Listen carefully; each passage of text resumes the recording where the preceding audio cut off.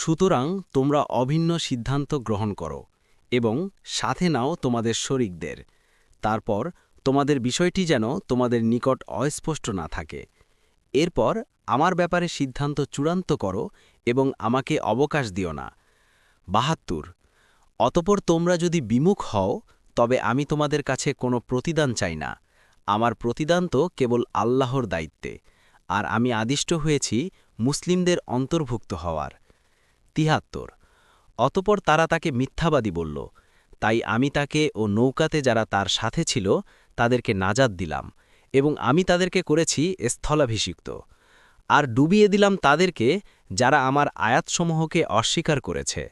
অতএব দেখ কেমন ছিল তাদের পরিণতি, যাদেরকে সতর্ক করা হয়েছে। ৭৪ অতপর আমি তারপরে অনেক রাসূলকে তাদের কওমের নিকট পাঠিয়েছি এবং তারা তাদের নিকট সুস্পষ্ট প্রমাণাদি নিয়ে এসেছিল, কিন্তু তারা ইতপূর্বে অস্বীকার করার কারণে ঈমান আনার ছিল না। এমনিভাবে আমি সীমালঙ্ঘনকারীদের অন্তরে মোহর এঁটে দেই। ৭৫ অতপর তাদের পরে আমি মূসা ও হারুনকে ফেরাউন ও তার পারিষদবর্গের কাছে আমার আয়াতসমূহ দিয়ে পাঠিয়েছি, কিন্তু তারা অহংকার করেছে, আর তারা ছিল অপরাধী কম। ৭৬ অতপর যখন তাদের কাছে আমার পক্ষ থেকে সত্য এলো, তারা বলল, নিশ্চয়ই এটি সুস্পষ্ট জাদু।